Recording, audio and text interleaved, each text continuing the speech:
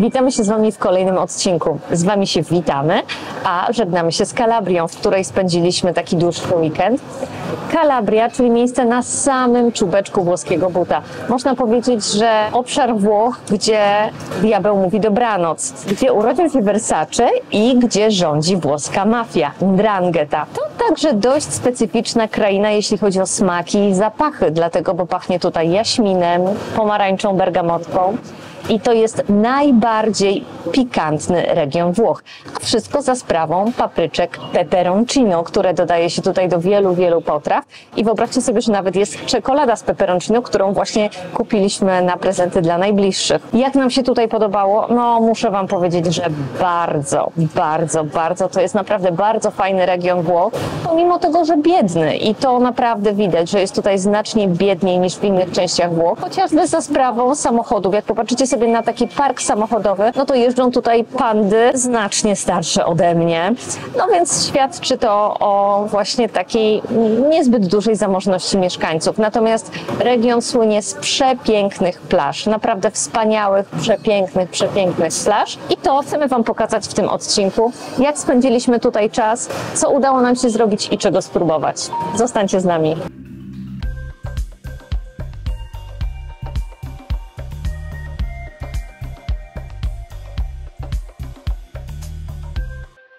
Reggio di Calabria to takie miejsce na mapie Włoch, gdzie uprawia się pomarańcze. I to nie byle jakie pomarańcze, bo pomarańcze o odmianie bergamotki, która może nie za specjalnie nadaje się tak na surowo do zjedzenia, ale już po przetworzeniu można zrobić z niej fajny likier, fajną marmoladę, ale co najlepsze, dlaczego powiedziałam, że nie byle jakie, to olejek, który wytwarza się ze skórki tej pomarańczy bergamotki i taki naturalny olejek, naturalną esencję zapachową używają najlepsi do tworzenia najlepszych perfum. Te nuty bergamotki znajdziecie w perfumach Diora, w perfumach Chanel i właśnie z tego regionu ta esencja jest eksportowana do Francji. Ja osobiście sama, jeśli łapię taką jesienno-zimową deprechę, to także kilka kropel takiego naturalnego olejku z bergamotki dorzucam sobie do dyfuzora i od razu mam lepszy humor. I właśnie w Reggio di Calabria jest też Muzeum Bergamotki, gdzie możecie zobaczyć od początku do końca, jak wygląda proces zbierania tych pomarańczy, przechowywania pomarańczy, przetwarzania pomarańczy. Niestety mnóstwo rzeczy jest w języku włoskim. Przewodnicy tutaj też są w języku włoskim. Starają się wprawdzie coś nam tutaj powiedzieć po angielsku. Jest opcja taka, że skanujecie kod QR i wtedy możecie się troszeczkę dowiedzieć po angielsku, ale to są naprawdę bardzo krótkie nagrania, ale możecie sobie zdegustować różne produkty, które właśnie są wytwarzane z bergamotki, a wstęp jest wolny, na zasadzie takiej, że dajecie wolne datki, więc warto sobie tu przyjść, zobaczyć. To nie zajmuje dużo czasu, jest w samym centrum Reggio di Calabria. Kalabria nie jest zbyt często odwiedzanym miejscem przez turystów, no bo mówi się też, że jest tutaj w ogóle mało zabytków. No i częściowo to jest prawda. Oczywiście nie znajdziecie tutaj tylu wspaniałych, ogromnych zabytków, co na przykład w Rzymie czy we Florencji. Zwłaszcza, że miasto Reggio di Calabria zostało praktycznie całkowicie zniszczone przez trzęsienie ziemi w 1908 roku, a potem dobite jeszcze przez tajfun, więc faktycznie takich wielkogabarytowych zabytków wiele tutaj nie ma, ale pamiętajcie, że cywilizacja, która rozwijała się na tych terenach, ma 4,5 tysiąca lat. Pierwsze w ogóle ślady człowieka odnaleziono tutaj i datuje się je na 700 tysięcy lat przed naszą erą, a 12 tysięcy lat przed naszą erą właśnie na tych terenach kalabryjskich odnaleziono stworzoną przez człowieka figurę byka. Takim absolutnym hitem, jeśli chodzi o zabytki Kalabrii, są posągi z brązu z Riace. Ale o tym za chwilę i znajdziecie je w Muzeum Archeologicznym, w którym właśnie się znajdujemy. Żeby zobaczyć te figury z brązu z Riace, to nie jest taka prosta sprawa, dlatego, bo zanim wejdziecie do sali, w której się znajdują, musicie zostawić wszystkie swoje osobiste rzeczy w takich szafkach bezpieczeństwa. Czekacie w takiej sali przejściowej, aż powietrze się wymieni, dlatego, bo rzeźby są przetrzymywane w takich specjalnych warunkach. I to jest trochę zabawne, słuchajcie, dlatego, bo one przeleżały 20 wieków w morzu i niespecjalnie dużo im się stało. Oczywiście, że zostały odrestaurowane, ale teraz muszą mieć naprawdę super specjalne warunki, oby przetrwały jak najdłużej. Jak te rzeźby znalazły się właśnie na tych terenach? Ano w II wieku przed naszą erą wódz Lucjusz, zwany Achajski, podbił Wielką Grecję i rabował tamte tereny I jeden z jego statków, który przewoził właśnie łupy z tamtych terenów, zatonął na terenach tego morza. I tak dwie rzeźby z brązu przeleżały tutaj ponad 20 wieków.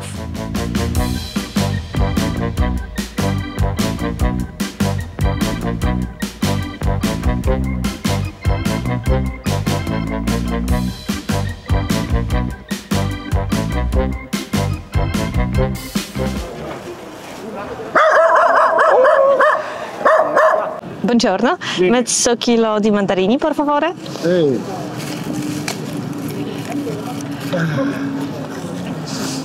Słuchajcie, są też cytrony, czyli cedrony. Cytrony też mają tutaj dość bogatą tradycję uprawy, która sięga podobno aż do średniowiecza. Zresztą wyżej w Kalabrii jest nawet wybrzeże zwane właśnie takim cytronowym. Cytrony przypominają cytryny w zasadzie, tylko są dużo większe, bardziej kwaśne, więc jak zobaczycie takie wyrośnięte cytryny z dość taką grubszą skórką, no to są właśnie te cytrony. I wykorzystuje się je tutaj do likieru, licoro di cedro, albo do takich ciasteczek też z takim posmakiem cytrynowym, które są tutaj bardzo popularne. No i oczywiście kandyzuje się też tą skórkę, którą dodaje się do różnych potraw. A ja zamówiłam mandarynki, które też tutaj, uprawa mandarynek ma się tutaj też całkiem nieźle. Jeszcze tutaj z listkami mam niektóre owoce.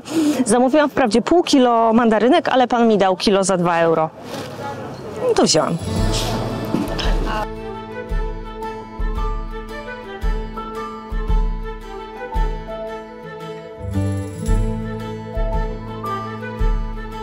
Reggio di Calabria to największe miasto Kalabrii, stolica takiej prowincji, ale dość nowe miasto. W 1908 roku te tereny nawiedziło trzęsienie ziemi takie bardzo poważne i 25 000 osób zginęło w ogóle pod gruzami zawalonego miasta. To było około 30% społeczeństwa, więc no straszna tragedia, naprawdę straszna tragedia. I jeśli zobaczycie sobie na zabudowę tego miasta, no to siłą rzeczy jest ono zupełnie nowe i takie dość uporządkowane. Wzdłuż morza równolegle ciągną się takie główne ulice, trochę przecznic, ale taką jedną budowlą, która się wyróżnia, jest Zamek Aragoński. To najstarsza budowla, którą znajdziecie w Reggio di Calabria.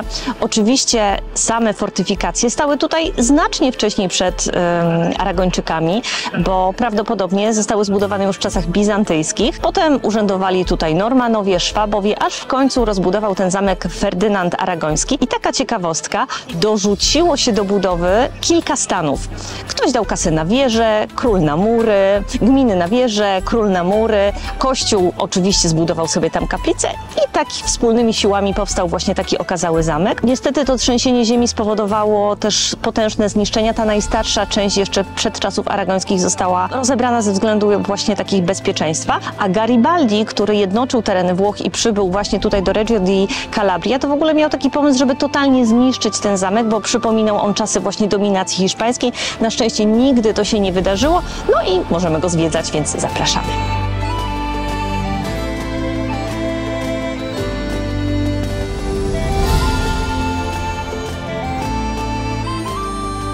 Udało nam się załapać na promkę, bo mamy pierwszą niedzielę miesiąca, a w pierwszą niedzielę miesiąca wstęp na Zamek Aragoński i do muzeów w Reggio di Calabria jest bezpłatny.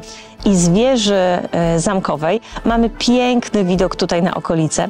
Kalabria leży nad 2 morzami, Morzem Tyreńskim i Morzem Jońskim. I to jest sam czubeczek włoskiego buta. Stąd jest tylko 5 km do Sycylii, tutaj cieśniną messyńską i właśnie stąd możemy podziwiać piękny widok na ośnieżoną Etnę.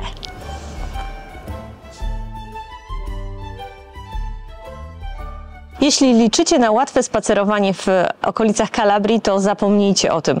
Ukształtowanie terenu sprawia, że ludziom wcale nie żyje się tutaj tak łatwo, bo 42% prawie to tereny górzyste, 50% pagórki, a zaledwie niecałe 9% to są równiny, więc często spacerując będziecie mieli podgórkę. I mieszkańcy Reggio di Calabria, żeby trochę ułatwić sobie życie, zamontowali w centrum miasta takie taśmy jak na lotniskach, które ułatwiają przemieszczanie się w górę, ale nie wiem czemu dzisiaj akurat nie działają.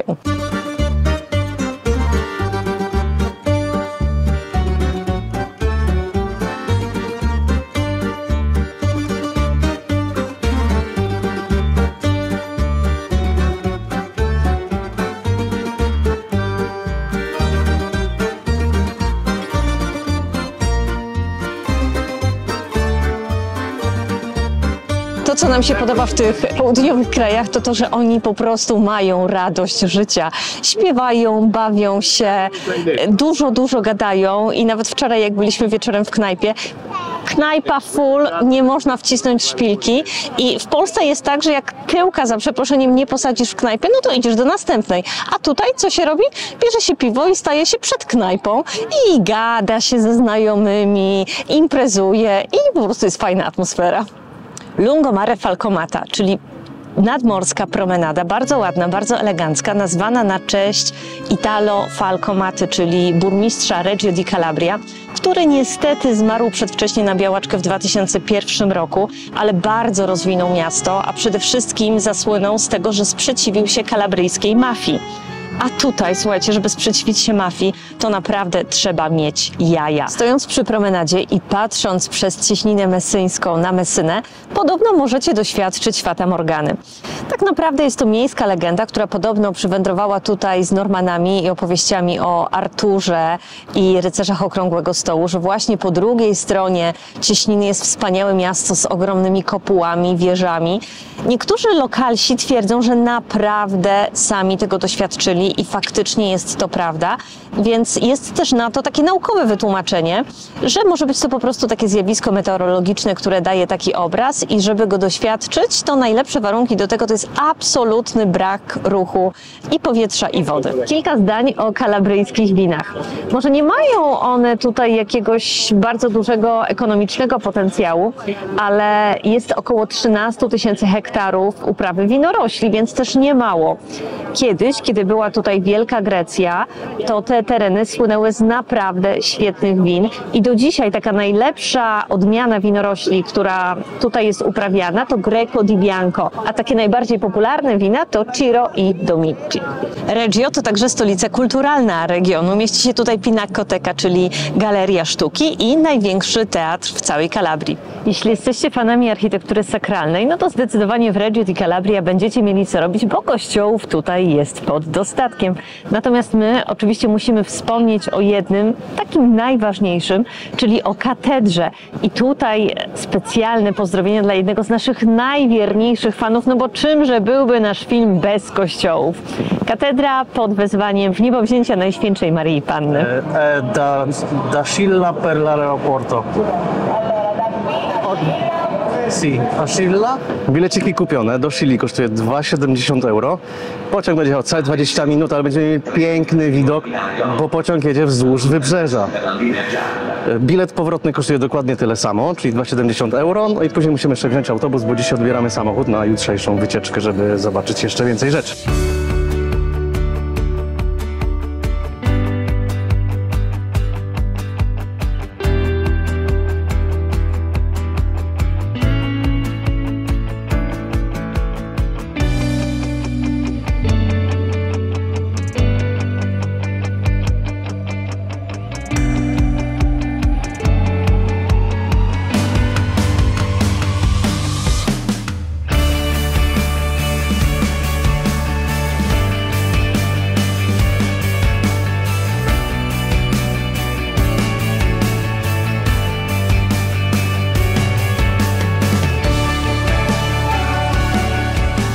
Zamek Ruffo w miejscowości Scilla to jedna z najlepszych budowli na terenie w ogóle całej południowej Kalabrii i faktycznie robi wrażenie. Usytuowany na takim klifie, powiedziałabym, że widoki są takie iście maderskie, a jego początki to V wiek przed naszą erą. Został rozbudowany oczywiście w średniowieczu, żeby chronić tutaj te tereny przed nieprzyjaciółmi, a w ręce rodziny Ruffo dostał się dopiero w XVI wieku i to na ich cześć właśnie został nazwany w ten sposób. Scilla to była kiedyś po prostu wioska rybacka, taka, która słynęła z połowu miecznika i jak będziecie tutaj w sezonie, możecie zobaczyć takie charakterystyczne łodzie z takim długim masztem, właśnie służące do tego typu połowów. Każdy na takiej łodzi miał swoją określoną funkcję, które były przyznawane z wiekiem. Jedna osoba była na maszcie i wypatrywała takiej ryby, druga wypuszczała harpun, a kolejne osoby miały za zadanie tę rybę wciągnąć do łodzi i nie było to takie proste, trzeba było mieć naprawdę dużo siły, bo taka ryba waży około 300 kg, a takie największe osobniki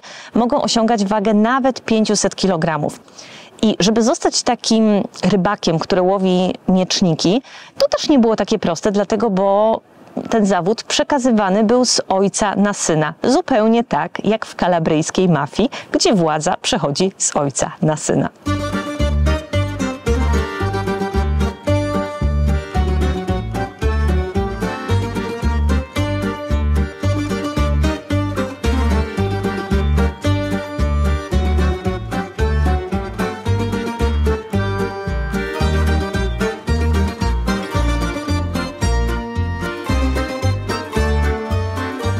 Słuchajcie, na miecznika niestety nie ma sezonu, bo sezon napołów to jest od kwietnia do października, więc zamiast miecznika wziąłam sobie włócznika. To jednak trochę inna ryba, ale naprawdę bardzo dobra. A jak będziecie tutaj w sezonie, no to koniecznie trzeba spróbować miecznika. Kasia poszła w rybkę, ja poszedłem w makaron. Wziąłem potrawę, która się nazywa peccari allo scorfano, czyli peccari, czyli to jest właśnie ten taki gruby, rurkowaty makaron w sosie pomidorowym z pomidorów pacino i z czerwoną skorpeną, czyli taką rybą, taką nabrzmiałą taką rybą z takimi kolcami dużymi, bardzo niebezpieczną dla ludzi, bo jest trująca, która też rzeczywiście występuje w Morzu Śródziemnym. Jest jeszcze mniejsza niż Kasi włócznik. No i taki sosik jest właśnie robiony na tej rybie. Zaraz ją spróbujemy. Mamma mia. Perfetto. Perfetto. Dolce vita. Jedzonko było pyszne, tak jak wspomniałem, dolce vita, powolutku, niespiesznie, delektując się tymi smakami, ciesząc się tą pogodą i otoczeniem. Rewelacja, naprawdę. Jedzonko było pyszne, nie było drogie, bo cały rachunek wyszedł 47 euro razem z kopertą za 2 osoby, karawką wina, która kosztowała 6 euro za pół litra. Rybka Kasi 14, mój makaron 12, a restauracja Antrois godna polecenia. Odwiedzajcie, jak tylko będziecie w Scilli. Miasteczko Scilla jest naprawdę przepiękne, bardzo, bardzo klimatyczne. Zdecydowanie chyba bardziej mi się podoba niż Reggio di Calabria. No ma taki swój klimat i muszę wam powiedzieć, że nie przez przypadek zostało wpisane na listę najpiękniejszych włoskich miasteczek. Myślę, że to jest zupełnie zasłużony wpis, ze względu właśnie na taki fajny klimacik. Myślę, że w sezonie też tutaj jest naprawdę fantastycznie. A za mną widzicie osadę rybacką. Można powiedzieć, że w ogóle od osady rybackiej wszystko się zaczęło, bo właśnie rybacy założyli tutaj to miasteczko. Natomiast kiedy zaczął panować tutaj tyran Anaxilas, dokładnie ten, który zbudował twierdzę, V wiek przed naszą erą, to ci biedni rybacy zostali wypędzeni w góry i musieli sobie radzić jakoś inaczej, ale na szczęście po tyranii wrócili w to miejsce, no i nadal łowią tutaj swoje mieczniki. Nazwa miejscowości Scilla pochodzi od pięknej nimfy, Scyli. Z łaciny to była Scylla. Kim była ta nimfa? Otóż ta nimfa była przepiękna i rozkochała w sobie bożka Glaukosa. No ale jak to w takich historiach bywa, w tym jest cały ambaras, żeby dwoje chciało naraz. Glaukos zakochał się w Scyli, ale Scylla w Glaukosie już nie. Dlatego poszedł on do bogini Kirkę, żeby ta pomogła mu rozkochać w sobie Scyllę, ale ta z kolei zakochała się w Glaukosie. No i mamy tutaj prawdziwą telenowelę brazylijską. Dała mu wywar, który miał podczas kąpieli wlać do wody i to miało spowodować, że niby Scylla zakocha się w Glaukosie, ale tak naprawdę spowodowało to, że Scylla przepotworzyła się w strasznego potwora. Schowała się w jaskini w cieśninie messyńskiej i stąd atakowała żeglarzy. Co ciekawe, po drugiej stronie cieśniny na Sycylii grasował inny potwór, a mianowicie Charybda, czyli córka Posejdona i Gai, która została zamieniona w potwora przez swą żarłoczną i chciwość.